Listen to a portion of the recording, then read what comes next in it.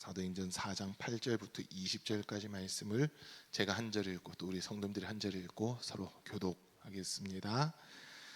그때 베드로가 성령이 충만하여 그들에게 말하였다. 백성의 지도자들과 장로 여러분,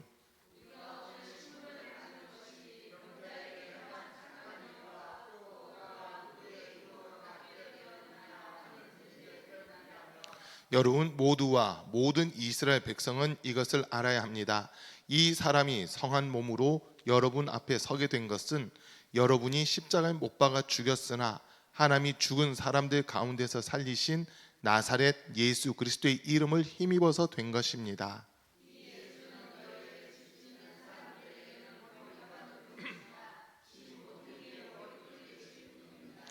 이 예수밖에는 다른 아무에게도 구원은 없습니다. 사람들에게 주신 이름 가운데 우리가 의지하여 구원을 얻어야 할 이름은 하늘 아래에 이 이름밖에 다른 이름이 없습니다.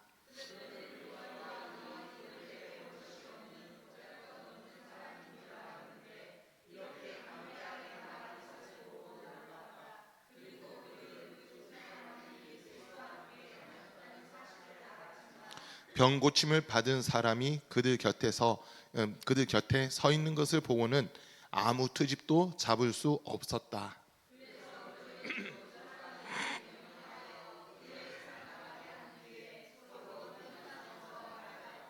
이 사람들을 어떻게 하면 좋겠습니까? 그들로 말미암아 기적이 일어났다는 사실은 예루살렘에 사는 모든 사람이 다 알고 있고 우리도 이것을 부인할 수 없습니다.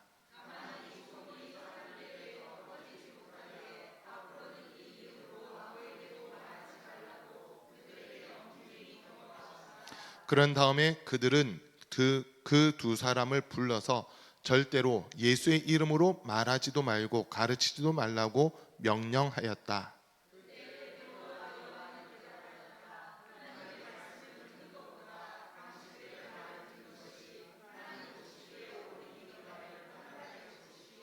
우리는 보고 들은 것을 말하지 않을 수 없습니다. 아멘. 오늘 주님 앞에서 이렇게 금육 기도에 참석하신 우리 모든 성도님들 삶 속에 주님이 주시는 신령한 은혜와 은사와 복이 충만할 수 있기를 간절히 축복합니다. 우리 주변에 계신 분들에게 주님의 사랑을 사랑합니다, 축복합니다고 인사하겠습니다. 주님의 사랑을 사랑합니다, 축복합니다. 주님의 사랑을 사랑합니다, 축복합니다. 날씨가 갑자기 확 추워졌습니다. 내일은 더 춥다고 하니까 옷 따뜻하게 입고 다니셔야 될 것 같습니다. 이제 본격적으로 겨울이 시작되는 것 같아요. 자, 지난 주일에 우리가 예수님께서 나는 곧 길이요 진리요 생명이니 나로 말미암지 않고는 아버지께로 올 자가 없느니라고 하는 이 말씀과 그리고 또 예수님이 하나님을 믿으니 또 나를 믿으라. 너희가 나를 믿으면 내가 한 일을 너희도 할 것이고 그보다 더 큰 일도 할 것이다라고 하는 요한복음 14장의 말씀을 중심으로 우리가 말씀을 들었습니다. 그 수요일 날은 이제 믿음이라고 하는 부분을 가지고 아브라함의 믿음이 시간이 지날수록 약해지지 않고 더 굳건해지며 의심하지 않았다라고 하는 이 말씀을 우리가 수요일 날 들었습니다. 그리고 이제 오늘 읽은 말씀의 배경은 베드로와 요한이 제9식 기도 시간에 이제 성전에 기도하러 가다가 성전 미문에 앉아 있는 안진뱅이, 한 번도 걸어보지 못했던 그 안진뱅이를 일으키는 그 이야기가 배경이 되고 있어요. 이 사람은 이제 국어를 하는 사람이고 또 다른 사람들이 뭔가 불쌍하다고 돈을 줘야지만 살아갈 수 있는 그런 사람인데 베드로와 요한이 그 앞을 지나가면서 이 사람이 하는 말이 우리를 보시오라고 그렇게 이야기를 해요. 뭔가 특별한 걸 줄겠다 싶어서 고개를 들고 기대하는 마음으로 베드로와 요한을 보는데 베드로의 입에서 나오는 말이 내게 은과 금은 없지만 내게 있는 것을 그대에게 주노니 곧 나사렛 예수 그리스도의 이름으로 일어나 걸으시오라고 말할 때 이 사람이 다리에 힘이 생기고 일어나서 걷기도 하고 뛰기도 하며 성전 안을 들어갔다 나왔다 하면서 하나님을 찬양하는 그런 일들이 일어납니다. 베드로는 오직 예수 이름으로 한 번 명령했을 뿐인데 그 명령에 의해서 태어나서 한 번도 걸어보지 못했던 사람, 또 오늘 우리가 읽은 말씀보다 좀 뒤에 보면 사도행전 4장 22절에서 이 기적으로 병이 나은 이는 40살이 넘은 사람이다. 40살이 넘도록 한 번도 자기 힘으로 스스로 걸어본 적이 없었던 그 사람이 예수 그리스도의 이름 한 번 듣고 병이 고침받고 나음을 얻고 뛰기도 하고 걷기도 하면서 주님을 찬양하는 이런 놀라운 일들이 일어났다고 하는 거거든요. 그런데 이 일이 일어났을 때 가장 당혹해하고 당황해하는 사람들이 누구였냐면 대제사장들이었습니다. 왜냐하면 이 제사장들은 예수님이 하나님의 아들이라는 그 죄목 때문에, 그 이유 때문에 예수님을 십자가에 못 박아 죽였잖아요. 그런데 그 이름으로 명령을 했을 때 이적이 나타나고 표적이 나타나니까 이 제사장들이 상당히 지금 두려워하고 있는 그런 모습이거든요. 자기들이 죽였던 사람이 진짜 하나님의 아들이다라고 한 것이 증거가 돼버리니까 너무나도 두려운 거예요. 그래서 지금 베드로와 요한을 불러놓고는 다시는 예수 이름으로 가르치지도 말고 예수 이름으로 어떤 이적과 표적도 행하지 말라고 하면서 이들에게 지금 경고를 주고 있는 이런 모습입니다. 그런데 베드로가 성령이 충만해서 지금 하는 이야기가 뭐냐면, 우리가 오늘 여기 왜 잡혀왔는지 우리는 알지 못하겠다. 만약에 우리가 여기 잡혀온 일이 이 안진병이 한 번도 걸어보지 못했던 이 사람을 낫게 한 일로 우리가 이곳에 왔다면 우리가 잘못한 게 아니다라고 하는 그 이야기를 하고 있어요. 지금 10절 말씀 잠깐 다시 보면요, 10절 말씀에서 보면 여러분 모두와 우리 모든 이스라엘 백성은 이것을 알아야 합니다. 이 사람이 성한 몸으로 여러분 앞에 서게 된 것은 여러분이 십자가에 못 박아 죽였으나 하나님이 죽은 사람들 가운데서 살리신 나사렛 예수 그리스도의 이름을 힘입어서 된 것입니다 라고 명확하게 증거를 하고 있거든요. 사람의 어떤 방법, 수단으로 해서 이 사람이 일어선 것이 아니라, 이 사람이 나음받은 것이 아니라 당신들이 죽였던 그 예수 그리스도의 이름으로 말미암아 이 사람이 나음 얻었다라고 하는 이 이야기를 하고 있습니다. 우리를 구원하실 수 있는 분은 오직 예수님밖에 없습니다. 이걸 우리 명확하게 해야 되거든요. 오늘 읽은 말씀 중 12절 말씀에서도 보면, 12절 말씀 우리 같이 읽겠습니다. 시작. 이 예수 밖에는 다른 아무에게도 구원은 없습니다. 사람들에게 주신 이름 가운데 우리가 의지하여 구원을 얻어야 할 이름은 하늘 아래에 이 이름 밖에 다른 이름이 없습니다. 아멘. 우리가 구원받을 수 있는 데 있어서, 구원받는 데 있어서 많은 사람들이 생각하는 거예요. 내가 뭔가를 해야 되는데 라고 생각을 많이 하거든요. 내가 노력을 해서 구원받을 수 있을 것 같으면 예수님이 이 땅에 오시면 안 되는 거잖아요. 우리 힘으로는 구원받을 수 있는 사람이 아무도 없기 때문에 예수님이 이 땅에 육신 입고 오신 거였거든요. 그리고 그 예수님이 십자가에서 죄 없는 분이시지만 십자가에서 죄인의 모습으로 죽임 당하셨기 때문에 우리의 모든 죄가 용서받았고 우리가 살 수 있는 그 길이 열리게 된 겁니다. 오늘 이 말씀 준비하면서 다시 요한복음 14장 6절 말씀을 다시 한번 더 쭉 읽어봤거든요. 내가 곧 길이요 진리요 생명이다. 나로 말미암지 않고는 아버지께로 올 자가 없다는 이 말씀을 쭉 보면서 길, 진리, 생명이로 이 부분이 영어에서는 어떻게 되어 있었을까라고 좀 궁금해지더라고요. 그냥 한번 찾아봤어요.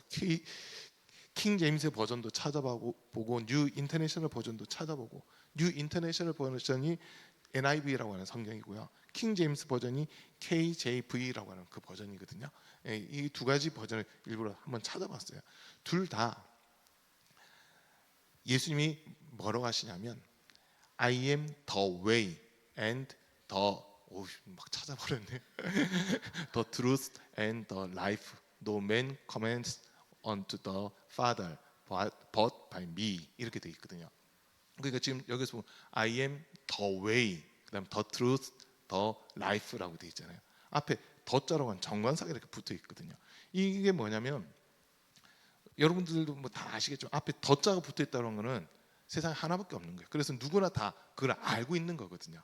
그 길은 예수님밖에 없다. 그 진리는 예수님밖에 없다. 그 생명은 예수님밖에 없다라고 하는 이 표현이 되고 있는 겁니다. 지금 이거 이해되시죠? 우리 표현에는 그냥 길, 진리, 생명이로만 돼 있었지만 영어 성경 보니까 앞에 더라고 하는 이 표현이 딱 명시되어 있어요. 그리고 혹시나 해서 헬라어 성경도 다시 한 번 더 찾아봤거든요. 그러니까 이 헬라어로 해라고 하는 단어가 돼 있더라고요. N자 비슷한데 이렇게 해서 위에 그 액센트 딱 돼 있는 건데, 그 해라고 하는 단어, 그게 뭔가 하고 다시 찾아보니까 정관사 더를 나타낸 거예요. 세상에 하나밖에 없다로 한 거잖아요. 그러니까 여러 개 중에 하나가 아니라 이것만이다로 하는 그런 의미를 사용할 때 더라고 하는 이것을 쓰게 되는 거거든요. 그 모습을 이렇게 보면서 오늘 읽은 이 예수님 밖에는 구원받을 만한 다른 이름을 우리에게 주신 적이 없다로, 이 말씀이 길과 진리와 생명이다라고 하는 그 말씀에도 동일하게 적용되고 있는 그 부분이었거든요. 우리가 운전하신 분들 이제 운전하다 보면 고속도로 이렇게 올라가 보셨을 거예요. 초행길을 간다든지 아니 이럴 때 고속도로는 올라왔어요. 초행길이에요. 목적지는 어디라고 설정했는데 그 길을 제가 몰라요. 그럴 땐 여러분 뭐를 의지해야 되냐면 내비게이션밖에 의지할 게 없어요. 그렇죠? 고속도로 올라왔을 때는요, 고속도로 그 위에서는 유턴도 안 되고 어떻게 갈 수가 없거든요. 길을 잘못 들었을 때는 다음 톨게이트가 있는 데까지 무조건 가야 돼요. 중간에 차를 돌리게 되면 이거는 역주행에 대해서 더 큰 사고가 나는 그런 모습이거든요. 우리가 천국 가는 모습이 마치 고속도로에 올라타고 있는 듯한 그 모습이라는 거예요. 뒤로 빠질 데가 없어요. 다른 길이 없어요. 오직 이 길로만 가야 되는데 그 길로 가려다 보니까 우리는 길을 잘 몰라요. 그러면 누군가의 이 지시를 받아야 되고 인도를 받아야 되는데, 한 20년 전만 하더라도 내비게이션이 나오기 전에는 차마다 운전하신 분들이 아마 차에 지도를 하나씩 갖다 놨을 거예요. 전국 도로 지도 같은 거를 한 권씩 차에 꼽아놓고 모를 때는 그 빨리 꺼내서 지도를 확인하고 하는 그런 모습들이 있었을 거거든요. 제가 결혼하기 전에 이제 처갓집을 처음 방문하는데 경북 예천군 풍량면 낙상리, 낙상 1길이라고 돼 있죠. 거기 이렇게 처음 찾아가는데 우리 이성권 사람이 같이 갔었거든요. 부산에서 경북 예천까지 가는데 풍량이라고 하는 그곳까지 가는데 처음 가다 보니까 3시간 걸리더라고요. 길을 모르니까 막 지도만 열심히 찾아보는 거예요. 가기 전에 풍량면이 어디 있나 한번 찾아보고, 그리고 지도를 계속 찾으면서 어느 톨게이트에서 빠져야 되는지, 또 길은 어디로 가야 되는지, 가다 모르겠으면 지도 옆에 지도를 주고는 빨리 길 좀 보라고 막 그러면서 길을 찾아간 적이 있었거든요. 그때는 참 처음 가는 길이다 보니까 당황스럽기도 하더라고요. 그리고 또 결혼한 이후에도 이제 처음 그 평택에서 찾아가는데 밤에 송구영신 예배 드리고 이렇게 찾아가게 됐거든요. 그때는 중부 내륙고속도로가 뚫리기 전이다 보니까 저희가 저기 충주에서 해가지고 이렇게 분당에서 광주 곤지암을 지나가지고, 그리고 이제 충주 쪽으로 해가지고 이렇게 해서 가는데 막 산길 넘어가고 막 난리가 났는 거예요. 그런데 장인어른께서 길을 이제 말로 설명 한번 해주셨거든요. 뭐 고속도로 톨게이트 빠져나와가지고 이제 한 몇 킬로 오면, 한 3.5킬로인가 오면은 큰 삼거리가 나온다는 거예요. 삼거리에서 좌회전을 받아가지고 그다음 바로 우회전을 받아서 오면은 된다고 그렇게 길을 알려주셨어요. 그것만 듣고 한참 가는데 암만 생각해도 3.5킬로가 지난 것 같은데 큰 삼거리가 안 나오거든요. 근데 가다 보니까 작은 삼거리가 하나 나오더라고요. 여긴가 보다 하고 좌회전을 했어요. 근데 이게 길이 아닌 거예요. 들어갔더니 산길로 가는 거예요. 막 산으로 올라가는데 가로등은 하나도 없지, 길은 안 보이지. 순간 당황스럽더라고요. 그때 겨울이었거든요. 겨울인데 1월 달인가 그랬는데 제가 식은땀 흘리면서 그 길을 찾아갔어요. 가다 보니까 이게 산꼭대로 가고 완전 길 아닌 데로 갔기 때문에 이게 큰일 났다 싶은 거예요. 다행히 조금 넓은 공터에서 차를 돌려가지고 나왔거든요. 나와서 한 1km 정도 더 가다 보니까 장인어른이 얘기한 그 삼거리가 나오더라고요. 길을 모르니까 그 막 헤매게 되는 거예요. 그때는 밤이다 보니까 내비게이션을 찍어도 이게 그때는 잘 안내를 안 해주는, 내비게이션이 그때 업데이트가 안 돼가지고 새로 난 길을 내비게이션이 모르고 있었던 거거든요. 그러다 보니까 길을 한참 헤맸던 그런 적이 있어요. 겨울에도 식은땀 난다는 거 그때 처음 경험했거든요.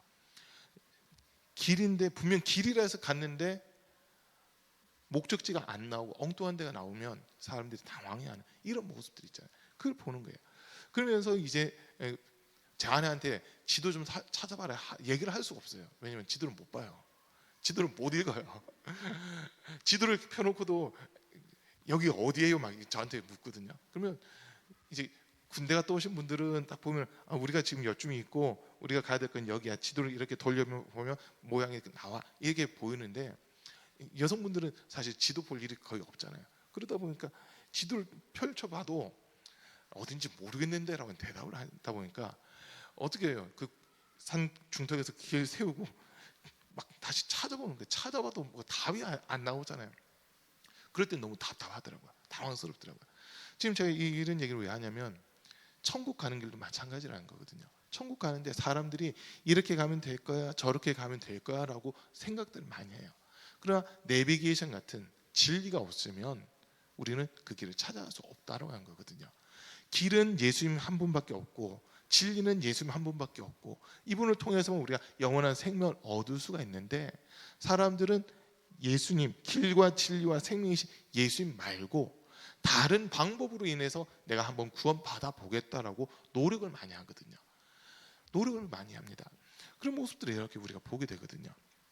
구원 받는데 천국 가는데 영생 얻는데 내가 뭔가 아무것도 안 하고 천국을 간다고 했을 때 사람들이 되게 미안한 마음을 가지는 것 같아요. 되게 미안한 마음을 가지는 것 같아요. 그래도 영생을 얻는데 내가 뭐라도 해야 되는데 라고 이런 이야기들 많이 하시거든요. 그런데 성경은 우리한테 명확하게 이야기합니다.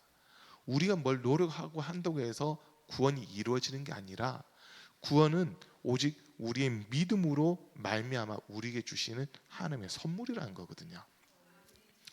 우리가 뭘 했기 때문에 구원받는 게 아니야. 우리는 딱 한 가지, 예수님은 그냥 믿음으로 영접하는 것밖에 없습니다. 그러면 하나님께서 그 믿음을 보시고 우리에게 천국의 문을 열어주시고 우리를 인도해 주시는 그 은혜를 주신다는 거거든요. 이 땅에서 너 뭐 하다 왔냐 분명 물어보실 겁니다. 저와 여러분들이 이제 주님 앞에 서셔야 되는데 그날이 언젠지 몰라요. 그날이 언젠지 모르지만 우리가 주님 앞에 설 때 주님이 우리한테 물어보실 거예요. 이 영혼 너 세상에 있을 때 뭐 하다 왔니? 물어보시겠죠. 그러면 이제 대답을 해야 되는 거예요. 저는 죄인이었습니다. 예수님의 피로 구원받았다고 하는 거 그 한 가지만 인정하고 살아왔습니다. 이렇게 대답을 한다면 주님이 착하고 충성된 종아 잘했다라고 말씀하실 거고요. 제가 목사로서요 교회에서 이런 일도 하고요 이것도 하고요 저것도 하고요 만약에 제 스스로가 이런 것도 했어요 저런 것도 했어요 막 다른 목사님들과 비교할 때 저는 이만큼 더 했어요 이런 것들 더 했어요라고 하면서 저 스스로가 만약 얘기를 한다 해보세요. 그런데 믿음이 없어요. 그러면 주님께서 보실 때 나는 너가 누군지 모르겠다. 너가 나를 위해서 했다고 하는데 나는 도무지 기억이 나지 않는다라고 주님이 말씀하실 수도 있거든요.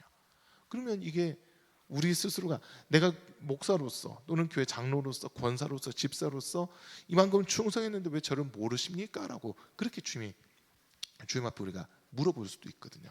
근데 마태복음 7장 21절 이후에 있는 말씀처럼 나더러 주여 주여 하는 자마다 천국에 들어간 것이 아니라 하늘에 계신 내 아버지 뜻대로 행하는 자라야 들어가리라. 그날에 많은 사람이 내게 와서 이르기를 주여 내가 주의 이름으로 선지자 노릇 행하였나이다. 주의 이름으로 이적을 행하고 많은 표적을 나타내고 능력을 행하고 했는데 저를 알지 못하시나이까? 라고 말할 때 인자가 대답하기를 불법을 행하는 자들아 내가 너희를 도무지 알지 못한다라고 그렇게 대답하신다는 거예요. 나 스스로가 저 이거 했어요 라고 했을 때는 내 의가 드러나 버린다는 거거든요. 우리가 구원받는 거는요 내 의가 아니라 오직 하나님의 의로만 우리는 구원받을 수 있는 겁니다. 근데 그 하나님의 의는 오직 예수 그리스도밖에 없다고 하는 거거든요. 하나님 외 예수님 외에는 의가 없어요. 그러니까 예수님이 이 땅에 오시기 전에 하나님이 의로운 것을 하나 주셨는데 그게 계명이라고 한 거거든요. 계명과 율법이에요. 그러나 그 계명과 율법으로 우리가 구원받는 게 아니라 계명과 율법을 통해서 우리는 우리가 죄인이다라는 것을 깨닫게 되는 겁니다. 그걸 찾게 되는 거예요. 그래서 이 죄의 문제를 어떻게 해결할 거냐라고 했을 때 죄 없는 예수님이 십자가에서 대신 죽임 당하심으로 우리의 죄의 문제를 해결해 주신 거거든요. 그게 믿어지는 사람들은 구원을 받는 거고요. 그렇지 않고 그래도 내가 뭔가를 해야 될 것 같은데, 내가 뭔가 노력을 해야 되고 내가 열심히 해야 될 것 같은데 라고 이 생각을 가지고 있는 사람들은 말 그대로 내 의를 드러내려고 하기 때문에 주님 앞에 인정받을 수 없는 이런 모습이 된다는 겁니다. 지금 베드로가 그 전에는 분명 예수님을 3년 반이라는 시간 동안 쫓아다녔지만 두려웠어요. 겁쟁이였습니다. 베드로가 겁쟁이에요. 예수님을 모른다고 3번 부인하잖아요. 근데 그 예수님 모른다고 부인할 때 누구 앞에서 부인했냐면 어린 여자아이 앞에서 부인하고요. 또 다른 종들 앞에서 부인을 하고, 이 젊은 사람들, 그 당시 뭐 영향력이 있다고 하는 그 사람들 앞에서 예수님을 부인한 게 아니라 지극히 작은 자들 앞에서 예수님을 부인했던 사람이 베드로였습니다. 자기 스스로는 생각할 때 예수님이 마지막 만찬하시면서도 베드로에게 말씀하셨잖아요. 오늘 밤 너희가 다 나를 버리고 나를 떠날 것이다. 그때 베드로가 우리가 죽을지언정 주를 떠나지 않겠습니다, 주를 부인하지 않겠습니다라고 장담을 하거든요. 그러나 예수님이 오늘 밤 닭 울기 전에 너가 나를 3번 모른다 부인할 것이다라고 말씀하시는데, 베드로 그럴 일 없습니다, 제가 주님과 함께 죽겠습니다라고 얘기를 했던 사람이 베드로예요. 그 순간적인 모습만 놓고 보면 진짜 믿음이 대단한 것 같이 보이잖아요. 죽음도 불사하고 내가 주님 따라가겠다고 했거든요. 그런데 막상 예수님이 붙잡히게 되고 빌라도의 뜰에 갈 때 베드로는 멀찍이서 따라가요. 예수님이 어떻게 되나 그걸 모르고 멀찍이서 쫓아가는데, 결국 이 빌라도의 뜰에서 모닥불을 피우고 있다가 어린아이가, 여자아이가 와서 혹시 예수님 따라다니지 않았어요? 라고 물어요. 난 모르는 사람이야 라고 부인을 합니다. 또 2번째는 저주를 하면서 부인해요. 3번째는 맹세까지 하면서 예수님을 모른다고 부인을 했던 사람, 그 사람이 베드로였거든요. 자기 의로는, 자기 생각으로는 절대 예수님 부인하지 않을 거라고 생각을 하고 있었어요. 어떤 상황이 되더라도 나는 끝까지 예수님 편에 설 거고 끝까지 예수님만 쫓아갈 거야라고 호언장담했던 사람이 베드로였거든요. 그런데 그 베드로가 예수를 모른다고 3번이나 부인을 했던 겁니다. 자, 그런데 부활하신 예수님이 요한복음 21장에서 보면 이 베드로에게 찾아오시거든요. 바요나 시몬아, 여기 있는 다른 사람들보다도 너가 나를 더 사랑하느냐라고 이 질문을 3번 하시면서 베드로가 그때 예수님께 고백을 하잖아요. 내가 주님을 사랑합니다. 그러냐? 그럼 내 어린 양을 먹여라. 너 정말 나 사랑하느냐? 네, 제가 주님을 사랑합니다. 그럼 내 양을 먹여라. 내 양을 쳐라. 너가 나를 사랑하느냐? 3번째 물으실 때 베드로가 근심하면서 내 모든 것을 주님이 아시니 내가 주님을 사랑하는 줄 주께서 아십니다라고 대답하잖아요. 그때 내 양을 치라고 하는, 그 내 양을 먹이라고 하는 그 말씀하시거든요. 그리고 나서 예수님이 승천하시고는 한 열흘 정도 되는 시간 후에 오순절날 마가다락방에서 성령 충만함을 체험하게 됩니다. 자, 그때 이제 성령 받고 나서 베드로가 나가서 복음을 전하기 시작하는데, 동포 여러분, 얼마 전에 당신들이 죽였던 그 예수 아시죠? 그분은 죄가 없이 십자가에서 못 박히신 분입니다. 그에게 죄가 없기 때문에 사망에 매여 있을 수 없어서 하나님이 그를 죽은 자들 가운데서 일으키시고 살려주셔서 우리의 주, 우리의 그리스도가 되게 하셨습니다라고 하는 이 말씀을 전할 때 그날 3,000명이 회개하고 예수의 제자가 되거든요. 자, 그리고 나서 이제 오늘 말씀에 이어지는 내용인데, 베드로와 요한이 기도하기 위해 성전으로 올라가다가 성전 미문에 앉아 있는 그 안진뱅이를 만나게 되는 겁니다. 그 전에는 이 사람 불쌍하다 이런 마음이었지만 이제는 이 사람에게 예수가 필요하구나, 내게 있는 예수를 이 사람에게 전해줘야 되겠다라고 하면서 예수 이름을 전했을 때 이 앉아있던 사람, 한 번도 걸어보지 못했던 그 사람이 다리에 힘이 생기면서 일어나 걷기도 하고 뛰기도 하며 하나님을 찬양하는 이런 일들이 일어나거든요. 자, 여기서 이제 우리가 한 가지 깨달을 수 있는 게 뭐냐면, 성령 충만함을 받으면 예수님의 증인이 된다는 겁니다. 다른 사람들이 어떻게 볼 것인가, 다른 사람들이 어떻게 판단할 것인가, 그게 중요한 게 아니라 예수님만이 구원이시라는 것이 이제 명확해지다 보니까 예수님 아니고서는 안 된다는 것을 인정하고, 이 사람에겐 예수님이 필요한 사람이구나. 이 사람은 예수님이 필요한 사람이구나 하면서 그 사람에게 예수님의 복음을 전하는 이 일들이 일어나더라고 하는 겁니다. 우리가 이 땅에서 살아가면서 온갖 저주에 매여 있는 사람, 가난에 매여 있는 사람, 질병에 매여 있는 사람, 우리 힘으로 해결할 수 없는 삶의 문제들에 매여서 허덕이고 있는 사람들이 있잖아요. 그 사람들에게 필요한 거는요, 이 문제 해결이 아니라 그들에게 필요한 건 예수님입니다. 그들이 예수님을 만나고 예수님을 인격적으로 만나고 예수님을 영접하면 그들은 묻고 힘들게 했던 모든 삶의 문제들은 해결될 수밖에 없다라고 하는 거거든요. 그래서 예수님 밖에는 구원받을 만한 다른 이름을 주신 적이 없다라고 하는 이 말씀을 베드로가 담대하게 지금 외치고 있는 겁니다. 우리 사랑하는 성도님들, 지금 우리가 살고 있는 이 시대에 너무나도 험악한 시대가 되어버렸어요. 너무나도 악한 시대, 영적으로 너무나도 혼란하고 험악한 그러한 시대가 되어버렸거든요. 어떤 기사를 하나 이렇게 봤는데요. 어떤 방송국에서 소위 성직자라고 불려지는 우리나라에서 인정하는 3대 종교, 기독교, 불교, 천주교의 그 각 종교의 그 이제 젊은 목회, 우리 기독교는 젊은 목회자, 천주교는 젊은 사제, 그리고 불교의 젊은 승려, 이렇게 한 사람씩 초청해가지고 요즘 MZ 세대들의 그 연애라든지 이런 것들을 뭐 살펴본다고 하면서 있잖아요. 이 세 명이 MZ 세대들이 데이트 코스로 많이 가는 곳들을 체험을 하는 뭐 그런 프로그램들이 있었대요. 근데 MZ 세대라고 불려지는 소위 20대, 30대 이 사람들이 제일 많이 가는 곳이 어디냐 했을 때 어디인지 혹시 아세요? 어디인지 혹시 아세요? 사람들 많이 가는 데가 크게 보니까 두 군데예요. 하나는 그 뭐 소위 동전 노래방이라고 하는 데 있잖아요. 코인 노래방 이런 데 가서 많이 하는데, 진짜 젊은 사람들이 연애를 목적으로 하고 있는 사람들이 많이 가는 곳이 어디냐면 타로 점집이에요. 타로라고 하는 점 치는데 거기를 많이 간다는 거예요. 근데 그 프로그램에 나온 세 사람 중에 목사님이 그 타로 하는데 가기 전까지만 해도 이거는 성경에서 말하는 미신이니까 절대 가면 안 된다 이렇게 얘기를 했어요.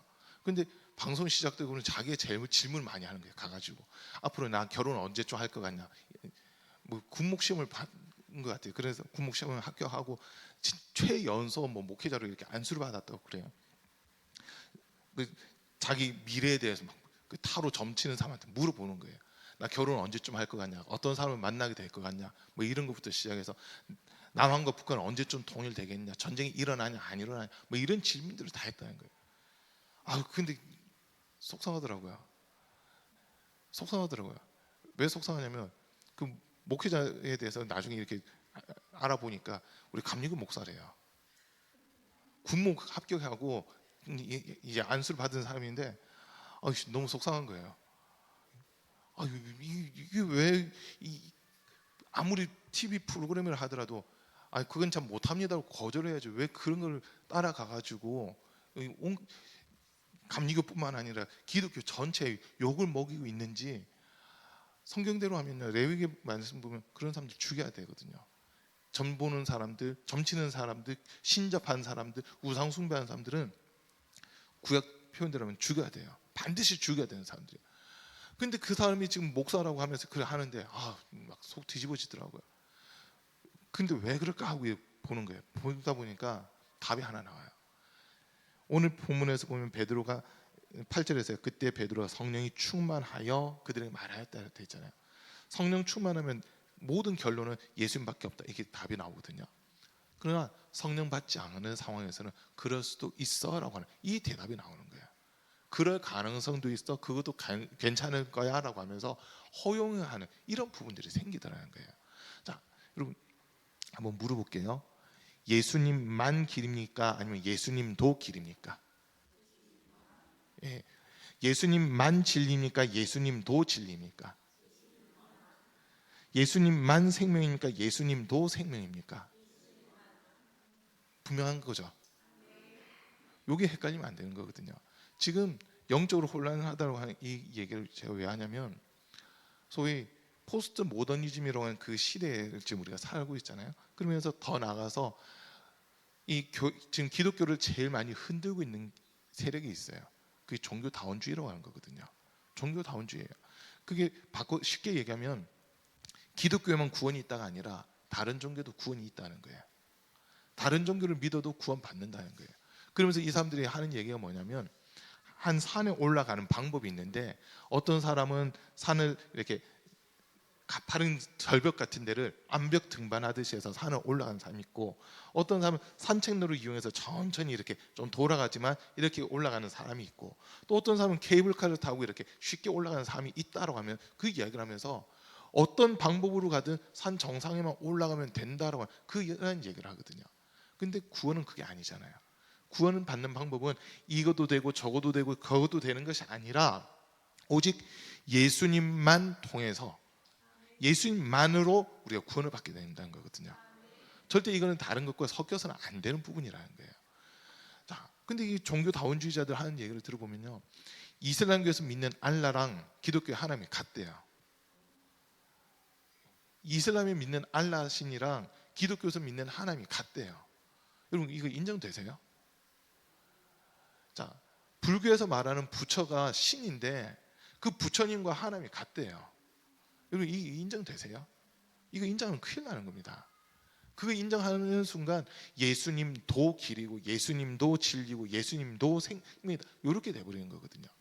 성경은요 예수님도가 아니라 예수님만, 오직 예수님만 구원자다라고 우리가 명확하게 이야기하는 겁니다.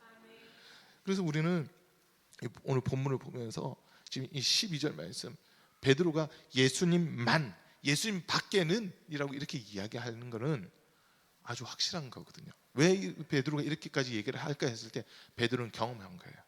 자기의 의로 한번 뭔가 해보려고 했을 때 실패한 것을 경험했잖아요. 자기 의지로 예수님 부인하지 않겠다 했을 때 3번 부인하는 그 모습을 자기가 경험했거든요. 그럼에도 불구하고 예수님은 자기에게 찾아오셔서 다시 기회를 주셨고 또 성령을 통해서 구원은 오직 예수님만을 통해서 이루어진다고 하는 것을 이제 명확하게 인정하게 된 겁니다. 그러다 보니까 다른 여러 길이 있다가 아니라 오직 예수님만 유일한 길이다. 예수님만 유일한 진리시다. 예수님만 유일한 생명이시다라고 하는 것을 힘줘서 얘기하는 겁니다. 자, 이제 협박이 들어와요. 압박이 들어와요. 제사장들이 이 베드로와 요한에게 하는 이야기가 그 이름으로 다시 가르치지도 말고 어떤 이적도 어떤 기적도 행하지 말라라고 이야기를 하거든요. 그런데 베드로가 뭐라고 얘기하냐면 19절 말씀 볼게요. 19절에 보면 그때 베드로와 요한은 대답하였다. 하나님의 말씀을 듣는 것보다 당신들의 말을 듣는 것이 하나님 보시기에 옳은 일인가를 판단해 보십시오. 우리는 보고 들은 것을 말하지 않을 수 없습니다. 주님의 은혜를 경험하고 나니까 이것만이 길이라는 것이 명확해지거든요. 예수님만이 생명이고 예수님만 구원이고 예수님만 우리를 진리시고 예수님만 우리에게 영생을 주는 유일한 길이라는 게 너무나도 분명해지다 보니까 타협을 할 수가 없는 이 모습이 되더라고 하는 겁니다. 사랑하는 성도님들, 우리 신앙생활은요 세상과 타협하는 게 아닙니다. 어떻게 보면 신앙생활하는 사람들, 기독교인들은요 연어와 같은 존재예요. 연어를 보면 이 강에서 태어나가지고 먼 바다로 갔다가 산란기가 되면 자기가 태어났던 그곳으로 다시 돌아온다고 하잖아요. 회귀 본능이 있어가지고 정확하게 자기가 어디서 태어났는지 알고 거기 돌아오는데 그 돌아올 때 보면 강을 거슬러서 돌아오거든요. 강을 이렇게 강이 흐르는 대로 따라가는 건 되게 쉽게 갈 수 있어요. 그러나 강을 거슬러서 간다고 하는 것은 상당히 어려운 거거든요. 몇 배의 힘이 더 드는 거예요. 그런데 연어의 모습을 보면 이 폭포 같은데도 그냥 껑충껑충 막 뛰면서 그걸 점프해가지고 올라가는 이런 모습들 있잖아요. 그 모습을 보면서 기독교인들은 어떻게 보면 천국을 사모하고 영생을 사모하고 사는 존재다 보니까 세상이 흘러가는 방식대로 똑같이 흘러가는 게 아니라 그 세상을 거스르면서 주님이 찾으신 그곳까지 나가는 것, 그게 신앙생활이다라고 하는 것을 다시 한번 더 깨닫게 되는 거거든요. 우리 속에 예수의 생명이 있으면 이 길만이 생명의 길이다, 이게 변치 않고 흔들리지 않을 수 있어요. 그런데 예수님에 대한 이 믿음이 흔들리기 시작하잖아요. 흔들리기 시작하면 이게 꼭 이렇게 가야 되냐, 너무 힘든데 이 길로 가야 되냐라고 하는 그런 말들이 나오게 되거든요. 그리고 지금은 우리나라가 법적으로 개인의 종교의 자유가 보장되어 있습니다. 종교의 자유가 보장되어 있다는 것은 내가 어떤 종교를 선택하든 상관없고, 더 나아가서 내가 믿는 종교를 다른 사람들에게 전파하는 것도 상관이 없는 지금 그런 시대에 속에서 우리가 살고 있어요. 자, 그런데 지금 국회에서는 차별금지법이라는 것을 통과시키려고 하잖아요. 몇 가지가 문제가 있어요. 차별금지법이라는 것이 왜 기독교만 구원이 있다고 얘기하냐, 이제 그렇게 공격을 합니다. 타종교는 구원 없다고 얘기하지 마라, 타종교도 구원이 있다 해라, 그걸 이제 강조하기 시작하거든요. 그것뿐만 아니라 차별금지법이 통과되면요, 이단들을 막을 방법이 없습니다. 이단들을 합법적으로 보호를 하게 돼요. 이단들은 없어져야 되는 존재인데 그 이단들을 법의 보호를 하게 되는 그런 모습들이 나타난다는 거거든요. 차별금지법은요, 조금만 이렇게 살펴보면 기독교를 없애기 위한 법이라고 보시면 돼요. 기독교를 없애기 위한 법이 차별금지법이거든요. 이런 법안은 하나님의 사상과도 안 맞고 하나님의 말씀과도 안 맞고 기독교를 어떻게든 힘들게 하고 없애기 위해서 지금 그런 법안들이 만들어지고 있다는 거예요. 한때 이번 회기 말고 지난번 회기 때 국회의원 중 한 사람이 교회를 새로 설립하거나 하면 이제 정부의 시가 됐든지 광역단체라든지 이런 데 허가를 받고 종교를 해라라고, 종교를 시설을 시작을 해라라고 하는 그 법안을 올렸다가 교회가 엄청 난리를 이제 항의전을 했죠. 항의전을 해가지고 그걸 취소를 시킨 적이 있었거든요. 정부가 허가 안 해주면, 아니면 시라든지 아니면 그 자치단체에서 허가를 안 해주면 이제 교회도 설립을 못하게 되는 그런 위험한 상황들이 생길 뻔했었어요. 아주 이게 지금 그렇게 되면은 허가되는 데만 종교 활동을 할 수 있게끔 된다는 거거든요. 허가 안 된 데서는 종교 시설이 서지도 못하는 막 이런 모습이 된다는 거죠. 왜 그럴까라고 했을 때 예수님만 생명인데 이 생명을 없애려고 하는 영적인 분위기들이 있다는 거거든요. 악한 사단, 마귀, 더러운 귀신들은 교회가 많아지는 거 원치 않더라고요. 교회가 하나 세워지면 그 지역의 영적인 분위기가 달라지거든요. 영적인 흐름이 달라지잖아요. 그러니까 마귀 입장에서는, 세상 임금인 마귀 입장에서는 자기 영역 빼앗기지 않으려고 하는 그 모습이 교회가 아닌 다른 것들이 많아지게끔 하는 이런 모습이 되고 있어요. 그러다 보니까 지금 우리나라만 놓고 보더라도 지금 이슬람이 막 물밀듯 들어오고 있습니다. 이슬람이 엄청나게 지금 들어오고 있어요. 아직은 1%가 안 되기 때문에 이슬람을 믿는 사람들이 대한민국 인구의 1%가 아직은 안 되고 있어요. 그런데 이 사람들이 1%만 넘어가 보세요. 1% 될 때까지는 이슬람 교인들이 엄청 사람들이 친절하게 하고 젠틀하게 하고, 정말 우리는 이 젠틀한 종교라고 하면서 친절한 종교라고 하면서 자기들 좋은 모습을 계속 참 보여줘요. 근데 1% 넘어가기 시작하잖아요. 그때부터 여기저기서 이제 뭔가 이슬람 법들을 적용시켜야 된다라고 하면서 대한민국 내에서 이슬람의 법을 계속 강조하려고 하는 이런 모습들이 나타나기 시작합니다. 그리고 인구의 3%가 되잖아요. 그때부터는 그냥 IS 테러 이런 것들이 막 일어나는 거예요. 3%만 되면. 그런데 지금 그 이슬람교에 대해서 전에 과거에 이렇게 우리나라에 받아들이려고 했던 그런 모습들이 사실 있었거든요. 어떤 지역에다가 할랄 그 단지를 조성하겠다고 했던 분도 계셨고, 그리고 이슬람의 그 자본을 거의 이자 없이 우리가 이렇게 돈을 쓴다 해가지고 이슬람 자본을 끌어들이려고 했던 분들도 있었고요. 근데 그게 들어오는 순간 처음에는 뭐 거의 무이자로 돈을 쓴다 이것 때문에 좋다 했지만 그냥 돈을 주는 게 아닐 거야라고 하는 거예요. 무조건 이슬람의 그 돈을 쓸 때는 이슬람 종교라고 하는 것을 허용하고 사원들을 짓고 할 수 있게끔 허락해 달라고 하는 이게 하나가 깔려 있거든요. 그러다 보니까 지금 우리 여기저기 서울 한남동이라는데 한남대교 딱 건너기 전에 보면은 이슬람 사원이 큰 게 하나 있거든요. 우리나라에서는 제일 큰 이슬람 사원이 한남동에 하나 있고 대구에 또 하나 있고 지금 이래요. 어쨌든 그런 이슬람교가 들어오면서 막 기독교를 무너뜨리는 그런 모습들도 많이 나타나고 있습니다.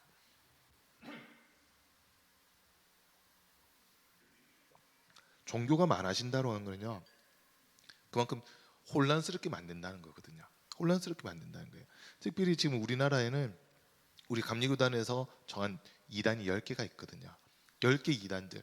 그 중에 하나가 신천지, 여호와 증인, 안식일교, JMS, 다락방, 그리고 동방 번개파 뭐 이런 이단도 있어요. 해가지고 10개 정도 이렇게 우리 감리교단에서는 이단이라고 지금 정죄를 했는데, 그 이단들도 지금 이 종교 차별금지법에 계속 힘을 싣고 있다는 거예요. 왜냐하면 자기들이 마음껏 포교 활동하겠다는 거죠. 이단으로 기존 교회들이 여기는 이단이니까 가면 안 돼요, 이렇게 얘기할 때 차별금지법 적용시켜 가지고 교회에 벌금을 물게끔 하고 하는 이런 일들까지 지금 준비를 하고 있다는 거거든요.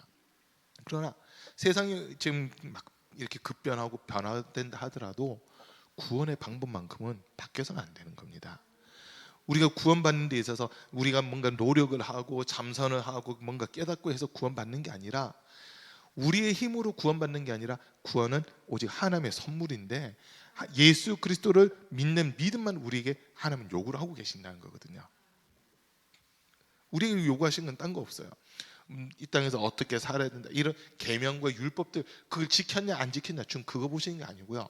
그건 그 다음이고, 먼저는 하나님 아버지의 마음은 모든 사람들이 구원받는 거거든요. 모든 사람이 죄를 범하여 하나님의 영광에 이르지 못하고 있고 의인은 없나니 한 사람도 없다고 지금 성경을 우리에게 일러주고 있잖아요. 그러나 이런 상황 속에서 하나님은 모든 사람이 구원을 받고 모든 사람이 진리를 아는 데까지 이르기를 원하고 계시고, 아무도 심판받지 않기를 기다리고 계시는, 그게 하나님 아버지의 마음이라는 거거든요. 그래서 지금 우리에게 기회를 주고 계시는 거예요. 예수 똑바로 믿어야 된다고 한 겁니다. 여러분, 제가 정확하게는 모르겠지만 우리나라의 인구 중에 지금 약 20% 정도가 자기 스스로 기독교인이다라고 그렇게 이야기를 하고 있습니다.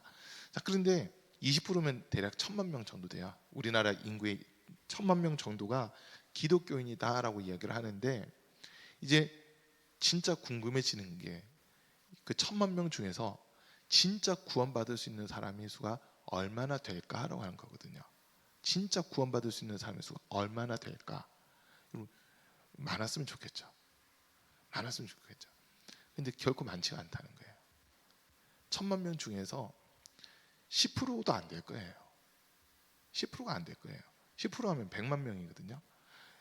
100만 명이 뭐예요? 제가 이렇게 볼 때 진짜 예수 믿는 믿음 있는 성도가 얼마나 될까 했을 때, 지금 우리나라의 교회가 약 8만 개 정도 된다고 그래요. 7만 개에서 8만 개 정도, 그 정도 되는데, 그냥 이건 제 혼자 느낌입니다.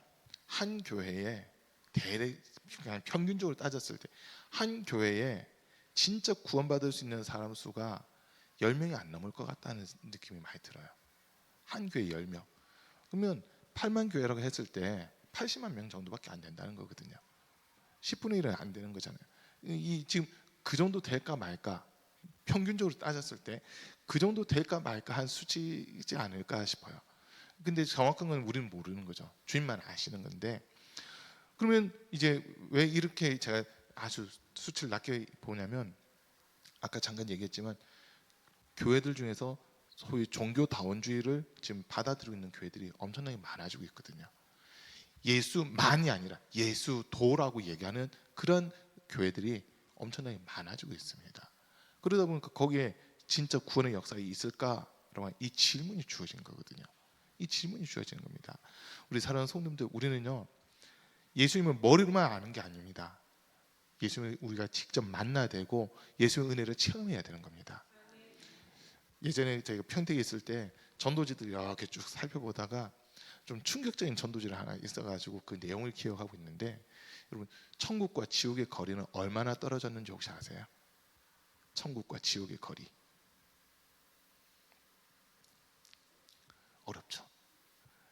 천국과 지옥의 거리. 자, 그러면 아주 멀까요? 가까울까요? 엄청 가깝습니다. 얼마나 가깝냐면요, 천국과 지옥의 거리는 머리와 가슴 사이의 거리래요.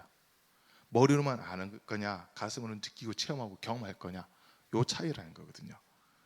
머리로만 아는 사람 절대 천국 못 간다는 겁니다.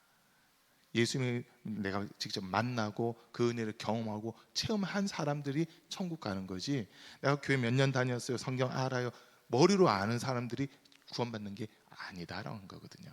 그 이야기를 이렇게 보면서 와, 그때부터 제 기도 제목이 한 가지가 뭐냐면, 하나님, 제가 목회하는 교회 성도님들은 진짜 믿음 가질 수 있게 도와주세요.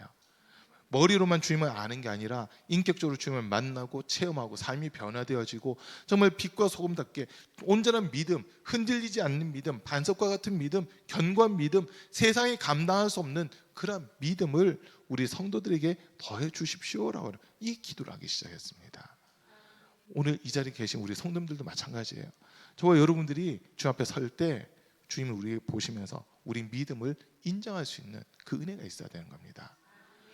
제가 이거 했어요, 그게 중요한 게 아니라 예수님이 내 죄를 담당하고 십자가에서 죽으셨다가 3일 만에 부활하신 것을 제가 분명하게 믿습니다라고 이 믿음의 고백이 있어야 된다는 거거든요. 지금 그 믿음을 보시는 거예요. 지금 우리가 교회에서 어떤 직분 맡았는지 지금 그 관심 없어요. 어떤 분들은 기도해달라고 하면서 어떤 거 기도해드릴까요 하면 이사를 하는데 강남으로 갈까요, 강북으로 갈까요, 막 이런 거 가지고 기도해달라는 분들도 있어요. 지금 그거 상관없어요. 지금 그 관심 없어요. 어디에 가든지 그게 중요한 게 아니고, 어디에 가느냐가 중요한 게 아니라 주님 입장에서는 어디를 가더라도 그곳에서 주님 나타낼 수 있느냐, 주님 거룩한 뜻을 이룰 수 있느냐, 지금 여기에 관심 있는 거지. 뭐 동쪽으로 가라, 서쪽으로 가라, 뭐 거기 관심 없어요. 우리가 또 어떤 분들은 물어요. 우리 아이가 이제 대학교 가야 되는데 어느 학교를 오면 될까? 하나님 점쟁이 아니에요. 하나님을 점쟁이처럼 그렇게 취급하면 안 된다는 거거든요. 근데 목사님들한테 와가지고 기도해달라고 하면서 우리 아이 어디에다 원서 넣을까요? 목사한테 그 묻고 원서 넣는 분들도 있다고 그래요. 우리 가운데 그런 분은 없었길 바랍니다. 목사를 점쟁이로 만드시면 안 돼요. 자, 어디로 가느냐가 중요한 게 아니라 어디를 가든지 그곳에서 주님을 나타낼 수 있느냐, 주님의 구원받은 성도답게 살아갈 수 있느냐, 지금 그걸 더 중요하게 여기시는 거거든요. 이 말 좀 이해되세요? 내가 단감동 살 거냐, 부암동 살 거냐, 계금동 살 거냐, 주례동 살 거냐, 뭐 그건 크게 중요하지 않아요. 어느 곳에 있든지 그곳에서 내가 복음 전할 수 있고 특별히 교회를 가까이 하며 기도할 수 있느냐 하는 그거 중요하게 보시는 거거든요. 너무 멀어서 신앙생활하는데 힘들다면 이 교회를 근처로 오는 게 좋은 거고, 멀더라도 내가 신앙 지킬 수 있다 하면 거기에서도 상관없는 거고, 이런 거거든요. 그리고 주님의 입장에서는 딴 거 필요 없어요. 진짜 우리가 이 땅에서 빛과 소금으로서 바르게 살아가고 있는지 좀 그거 한 가지 보고 싶어 하시는 거거든요. 근데 우리 관심사는 주님이 우리를 보시는 그것과 상관없이 어디로 갈까요? 어느 집으로 갈까요? 이거 가지고 막 고민하는 이런 모습들이 있더라고요. 우리가 이 땅에서 살아도 뭐 천년 만년 살 게 아니잖아요. 잠깐 살다 가는 거예요. 이 땅에서는 주님이 우리를 위해 영원한 천국을 예비하고 기다리고 계시니까 그 천국에 대한 소망만 우리가 놓치지 않고 하루하루 살아가면서 내 속에 예수님으로 가득하고 예수님으로 충만한 그러한 삶을 살아야 된다는 거거든요. 그게 복입니다. 다른 게 복이 아니에요. 내가 얼만큼 벌었다, 뭐 얼마나 좋은 차를 탄다, 얼마나 넓은 집에 산다, 그게 중요한 게 아니고 그 속에서 예수님과 함께하고 있느냐 그렇지 않느냐, 이게 더 중요한 거거든요. 그 베드로는 은혜 받고 나서 오순절날 마가다락방에서 성령 체험하고 나서는 이 믿음이 분명해진 겁니다. 흔들리지 않는 거예요. 죽인다면 죽여라, 날 죽여라, 그러나 나 한마디만 하겠다, 예수 믿어야 된다, 그 얘기를 하는 겁니다. 그 얘기를 하는 거예요. 옛날에 그 최권능 목사님이라고 예수 찬당 불신지옥 외쳤던 목사님 있잖아요. 신학교에서 시험을 보는데 맨날 기도하고 예수 찬양 불신지옥 하면서 전도하는데 공부를 잘 못했어요. 시험을 보는데 선교사님들이 시험 문제를 내셨어요. 몇 문제 딱 내고 답을 쓰라 했는데 공부한 게 없으니까 이 최근능 목사님이 답을 모르겠더라는 거예요. 그래서 제일 막 그 순간도 기도를 했어요. 하나님, 이 시험을 봐야 되는데 어떻게 할까요? 어떤 답을 쓸까요? 가르쳐 주세요. 지혜를 주세요. 하면서 막 기도를 했대요. 순간적으로 뭔가 번뜩여가지고 그걸 딱 썼다는 거예요. 썼는데 뭐라고 썼냐면 하나님이 다 아십니다라고 썼다는 거예요. 하나님이 다 아십니다. 그러니까 교수님이 그 답안지를 보고는 허탈하게 웃었어요. 그리고 채점을 해야 되는데 하나님은 다 아십니다라고 이렇게 답을 써놓으니까 이게 말은 맞는데 문제에서 요구한 답은 아니잖아요. 그러다 보니까 이 교수님들이 고민하다가 밑에다 채점란에다가 이렇게 썼대요. 하나님은 100점, 학생은 0점. 그런 경우도 있어요. 그런데 어쨌든 마지막에 성경 몇 번 이렇게 써가지고 로마 성경을 이렇게 써가지고 그걸 대신 해가지고 졸업을 할 수 있었다고 그러거든요. 근데 예수 천당 불신족 이 8글자밖에 안 되잖아요. 8글자밖에 안 되는데 그 말을 통해서 이 최권능 목사님은 가는 곳마다 사람들이 회개하고 뒤집어지는 막 그런 일들이 일어났었거든요. 그걸 보면서 와, 하나님의 말씀 복음에는 뭐 말을 많이 하고 유식하게 하고 유창하게 하는 게 중요한 게 아니라 그 속에 진짜 영혼 사람 마음과 그리고 그 속에 생명의 능력만 있으면 말이 서투른다 하더라도 그 말 듣고 사람들이 뒤집어지고 변화가 될 수 있구나라고 하는 이걸 깨닫게 되는 거거든요. 저와 여러분들 속에 예수님만 계시면 되는 거예요. 우리 속에 예수님 계시면요, 우리가 한마디 좀 언을 하더라도 한마디 예수 믿으세요 이 한마디에 능력이 나타나는 겁니다. 제가 목회하면서 몇몇 분들한테 그런 얘기를 들은 적이 있어요. 거의 교회 처음 오셨던 분들이 설교를 듣고는 하는 이야기가 목사님 말씀을 전할 때 입에서 칼이 나와가지고 제 심령을 막 후벼 파고 뒤집는 것 같았습니다. 너무 괴롭고 힘들었습니다라고 그 얘기를 하는 분들이 있었거든요. 제가 뭐 여러분들이 설교 들어보셨지만 제가 누구 까고 이런 설교는 안 하잖아요. 까는 설교는 안 하잖아요. 까는 설교 제가 하나요? 까는 설교는 안 하는데 성경에 있는 거 거의 그대로 얘기하고 막 이렇게 하는데 듣는 분들이 막 들을 때 가슴 쿡쿡 찔리고 막 심령이 막 후벼 파지는 것 같고 그러다 보니까 통곡이 나오고 울음이 나온다는 그 얘기를 하더라고요. 그 좀 어떤 부분에서 그랬어요 하고 물어봤거든요. 그랬더니 딱 한 군절 예수님이 당신 때문에 죽었다고 하는 그 말에서 이 사람들이 다 뒤집어졌다고 하는 그 얘기를 하더라고요. 그건 예수님이 당신 때문에 죽었지 그러면 당신 아니 다른 사람 때문에 죽은 게 아니다 이게 나중에 얘기는 했는데 그게 너무 믿어지더라는 거예요. 말씀을 듣는데 그게 너무 믿어지더라는 거예요. 그리고 이제 제가 제 자신을 한번 다시 돌아본 거예요. 제가 그렇게 능력 있는 사람도 아니고 힘 있는 사람도 아니고 그리고 막 소위 부흥사 목사님들처럼 목소리 깔고 막 이런 것도 아니고 한데 사람들이 성도님들이 말씀 듣다가 울기도 하고 막 회개가 하기도 하고 뒤집어지기도 하고 이 모습들을 보면서 어떻게 이런 일들이 일어날까 저도 신기한 거예요. 근데 답은요 제가 한 게 아니라 그건 주님이 하신다는 거거든요. 제 속에 주님이 계시면 주님은 제 입술 통해 증거된 이 말씀 중 한마디라도 우리 성도님들 귀에 들려지게끔 하시고 그 말씀을 통해서 우리를 영혼을 새롭게 하고 심령을 변화시키는 그 은혜를 허락해 주시더라라고 하는 겁니다. 그리고 그때 그걸 깨달았어요. 제가 하는 거는 주님 오늘 말씀 바르게 증거할 수 있게 도와주세요. 사실 그 기도하는 것밖에 없었거든요. 그 기도하고 특히 이제 평택에 있을 때는 토요일 날 일부러 기도원 갔어요. 아침에 기도원 가가지고 한 오후 3시까지 기도하다가 내려오고 이랬거든요. 그러다 보니까 그 기도에 사실 힘이 붙기 시작하면서 영권과 영역이 더해지더라고요.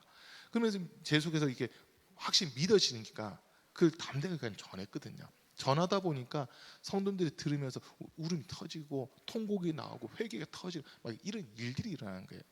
그 모습을 다시 이렇게 기억하면서 내 속에 진짜 주님 계셔야 되는구나. 바울이 고린도전서 2장에서 내가 고린도전서 1장에서 사람의 지식의 아름다운 말 전하는 것이 아니라 성령의 능력과 권능으로 전한다라고 하는 이런 얘기들 하거든요. 고린도전서 2장 4절인가에서 보면 하나님 말씀 전하는 데 있어서 사람의 지식의 아름다운 말로 하는 것이 아니라 오직 성령께서 감화하시고 감동하신 그 성령의 능력, 권능으로 복음을 전하고자 한다. 나는 내 삶 속에 성령의 역사가 나타나지 않을까 봐 두려워했고 내가 따라가는 그런 표현들을 바울이 하고 있거든요. 그 모습을 보면서 와, 진짜 내가 믿음이 있는지 없는지는 성령께서 내 안에 계시는지 안 계신지 그거로 판가름이 난다는 겁니다. 우리 사랑하는 성도님들, 우리 성령 충만하셔야 됩니다. 우리가 성령 충만하면요, 예수님만 길이요 진리요 생명이시다는 것이 명확해집니다. 그런데 내가 성령 받지 않고 인간적인 지식으로 생각으로 이렇게 하려고 하잖아요. 그러면 예수님만이 아니라 예수님도로 이렇게 살짝 틀어져 버린다는 거거든요. 우리 사랑하는 성도님들, 끝까지 예수님만 의지할 수 있는 그런 은혜가 있기를 주님으로 간절히 축복합니다. 베드로는 자기가 본 거, 자기가 경험한 거, 하나님으로부터 들은 거를 전하지 않을 수 없다고 그러잖아요. 왜? 예수님을 만나보니까, 이 부활하신 예수님을 만나고 자기가 은혜를 받고 나서 보니까 예수님만 길이요, 예수님만 진리요, 예수님만 생명이라는 것이 너무 명확해지거든요. 그러니까 다른 사람들이 어떤 삶의 문제로 허덕일 때 다시 보는 거예요. 그 문제가 문제인지 그 사람 속에 예수님이 없는 것이 문제인지 이걸 보기 시작한 거거든요. 단순히 문제 해결이 아니라 그에게 필요한 예수님을 전해 주었을 때 예수님으로 말미암아 이 사람의 삶도 변화가 되고 새로워지는 그런 은혜가 나타났다라고 하는 겁니다. 우리 삶 속에도 마찬가지입니다. 저와 여러분들에게 필요한 것은요, 문제 해결이 아닙니다. 문제를 능히 해결할 수 있는 예수님이 우리에게 필요한 겁니다. 그래서 예수님 만나면 우리의 삶은 변화가 되게끔 되어 있습니다. 예수님 만나면 우리의 삶은 새로워질 수밖에 없습니다. 예수님 만나면 두려움이 떠날 수밖에 없다고 하는 거 꼭 기억하시기 바랍니다. 정말 주님의 기뻐하시고 주님의 영광 받으실 수밖에 없는 우리 성도님들의 삶이 되시기를 주님으로 간절히 축복합니다. 우리 아까 처음 찬양했던 거 한번 찬양할게요.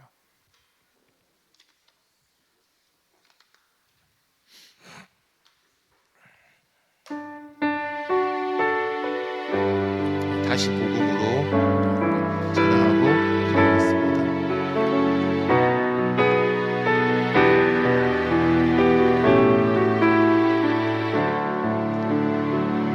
하나님 독생자 예수 그리스도 그분만이 오직 길과 진리 생명이라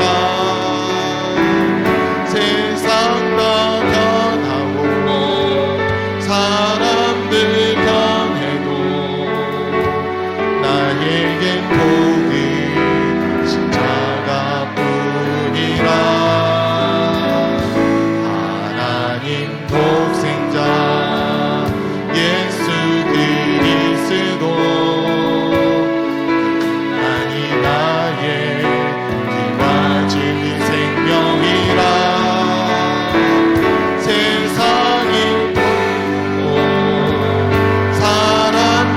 떠나도 나에겐 복이 십자가뿐이라. 다시 복음으로 다시 십자가로 다시 하나님께로 나아갑니다. 오직 복음만이 오직 십자가만이 오직 하나님만이 나의 전부인 하나님 독생자 예수 그리스도. 하나님 독생자 예수 그리스도 그분만이 오직 길과 진리 생명이라. 세상 다 변하고 사람들 변해도 나에겐 복음 십자가뿐이라. 하나님 독생자 예수 그리스도 만이 나의 길과 진리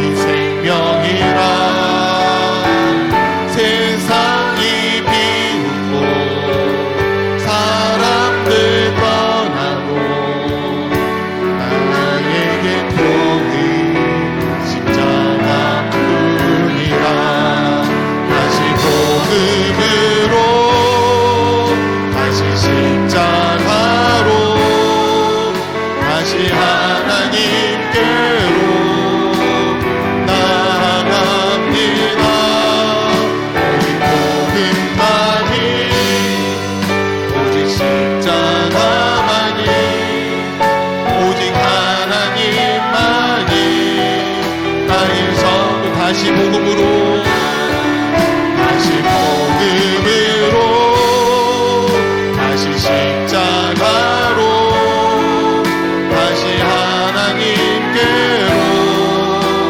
나아갑니다.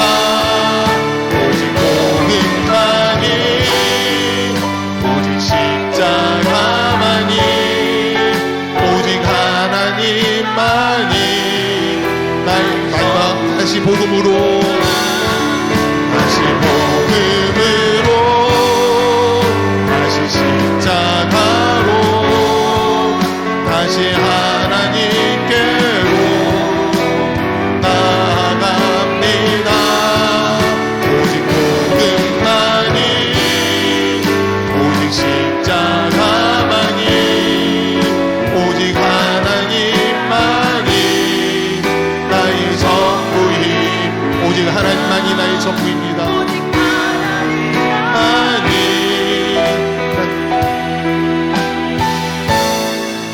나의 전부입니다.